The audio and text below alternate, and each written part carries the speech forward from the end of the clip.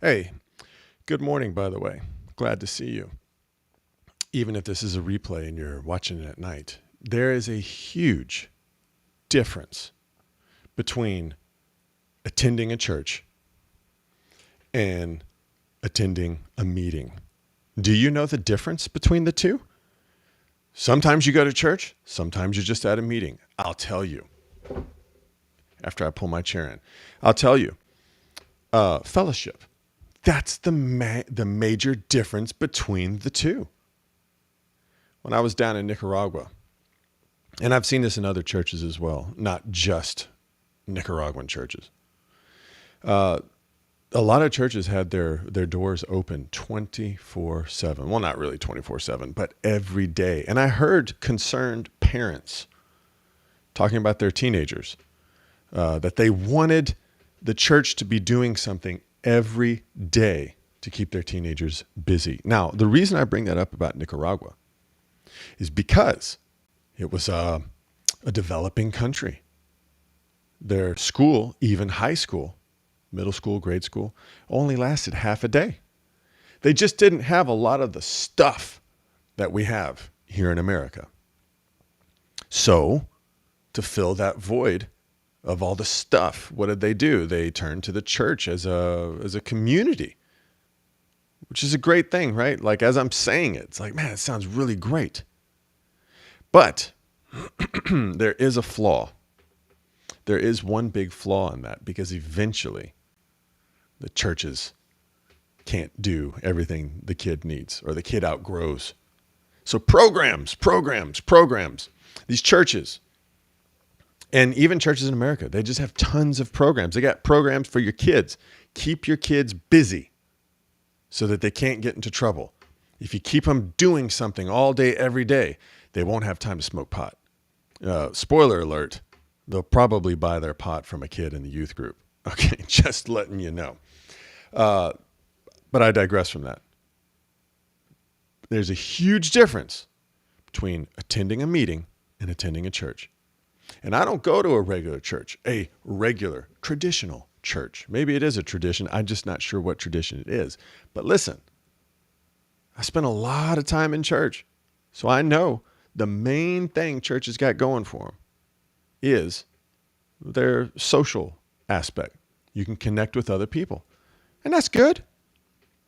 That's not a bad thing, connecting with other people. But I hear all the time, backwards and forwards.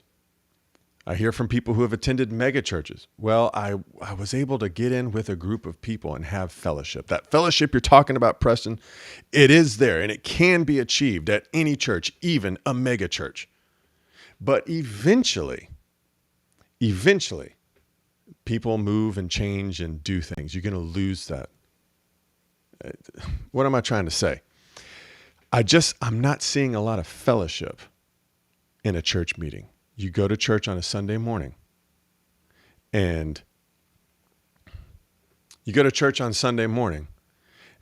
there's so much stuff going on. There's people running around this way, that way. They got to put stuff on. You try to talk to the pastor. You can't talk to the pastor.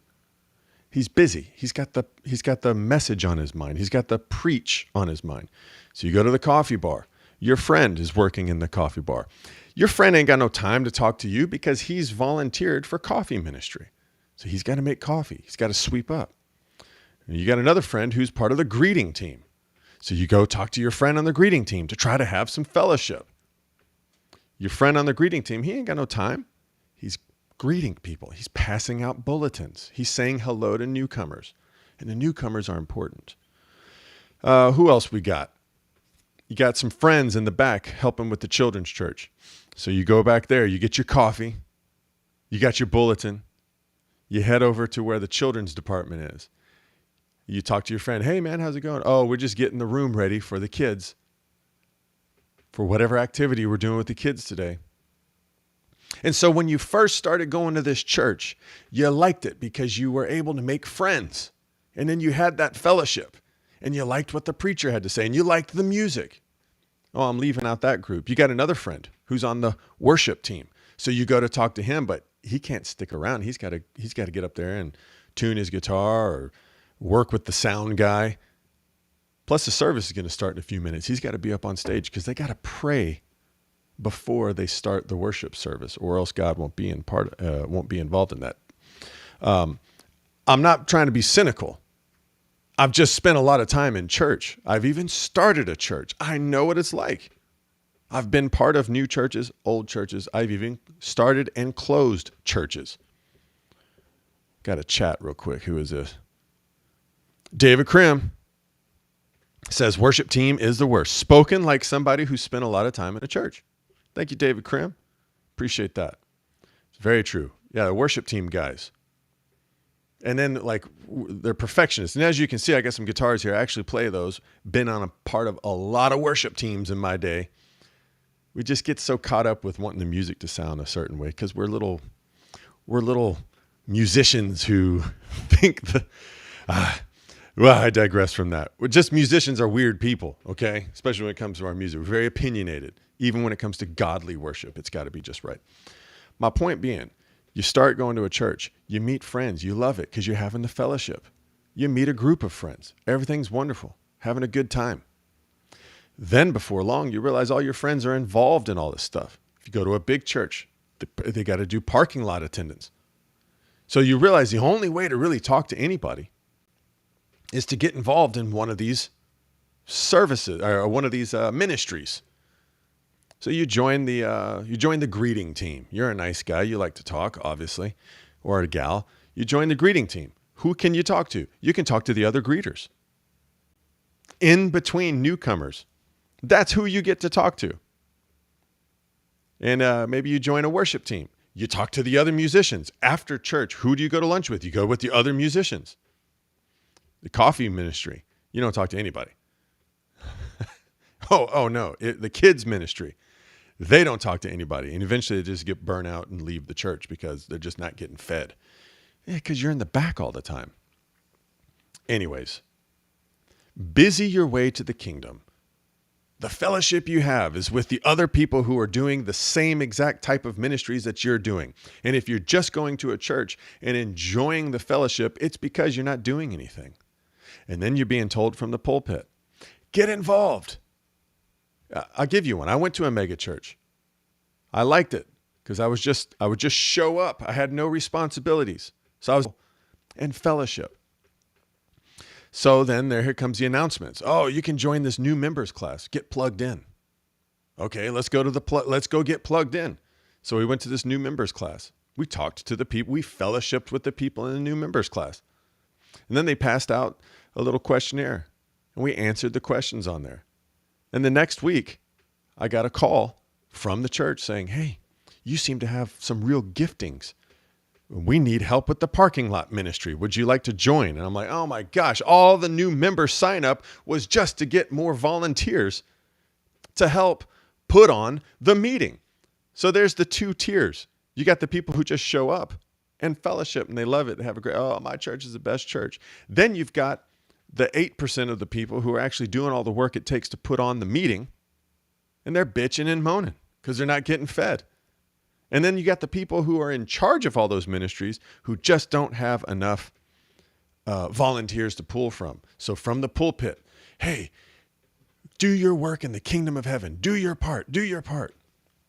It's a mess. And I'm here to tell you, it doesn't work. And I know it doesn't work. Because I've done it a lot. I've started a church with that same model. It doesn't work. It's not fellowship. It's just a meeting. That's all it is. One little bitty church that we used to go to that I helped close down, if I could say it like that. The last Sunday, I remember the last Sunday meeting, the pastor came to me. He was like, Preston, God told me to give you the microphone and let you talk and say whatever it is you want to say. I'm like, all right.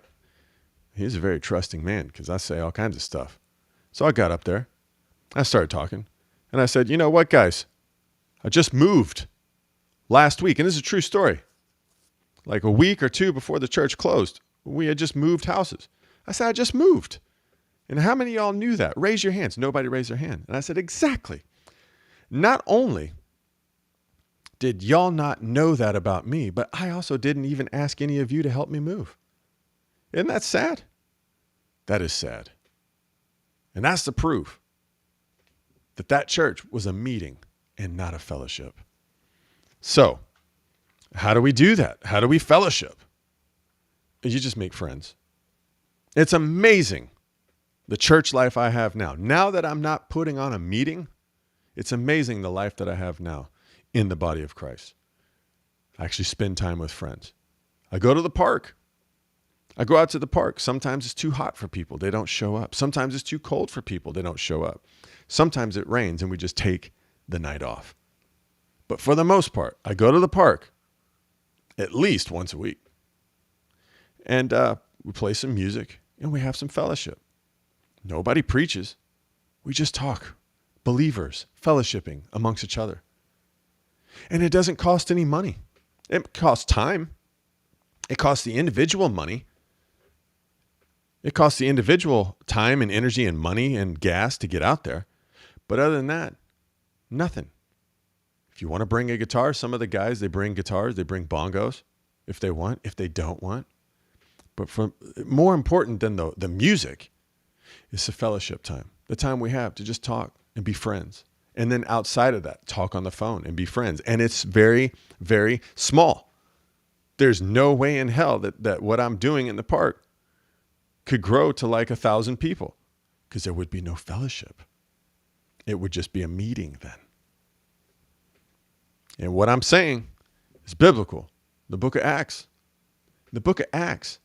The church, the only Christian church there was just after Jesus was dead, buried, resurrected, was in Jerusalem. And it got to like in the thousands. So it was a mega church. And God himself came along and said, all right, y'all having too much fun. Y'all too busy.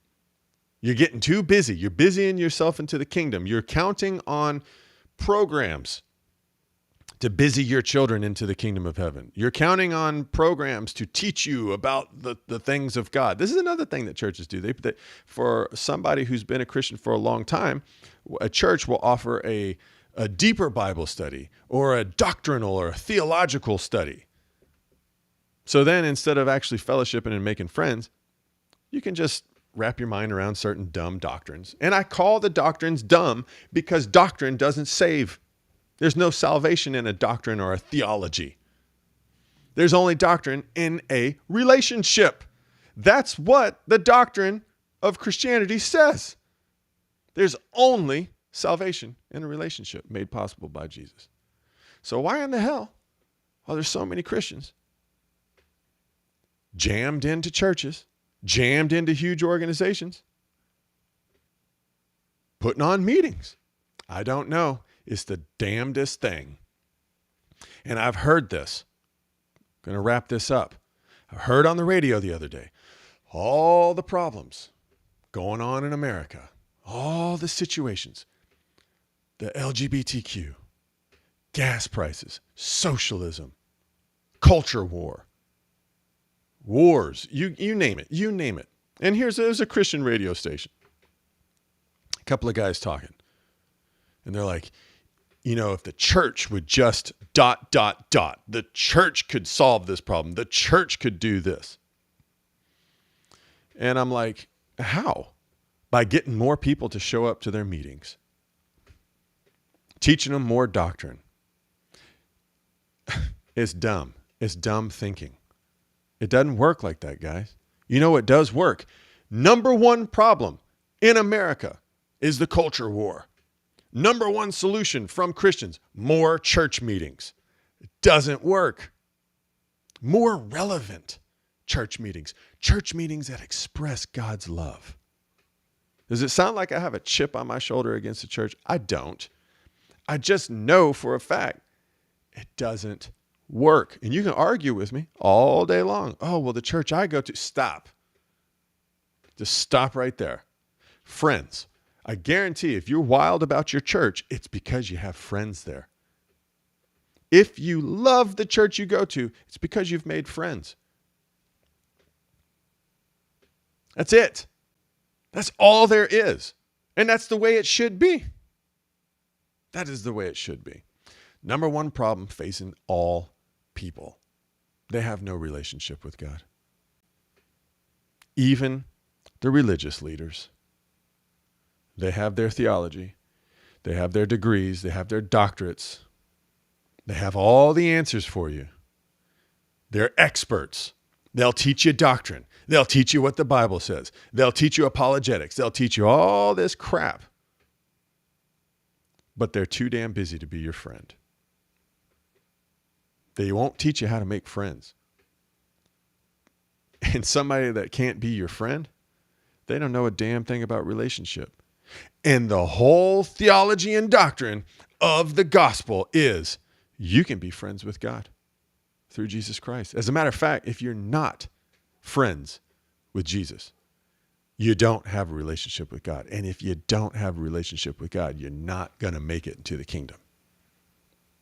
So this is what I suggest. How do I make friends? Go and figure that out. And this is how you do it. You got to pray in silence. You knew I was going to say that, didn't you? I strongly suggest 2 times minimum, 2 times a day minimum.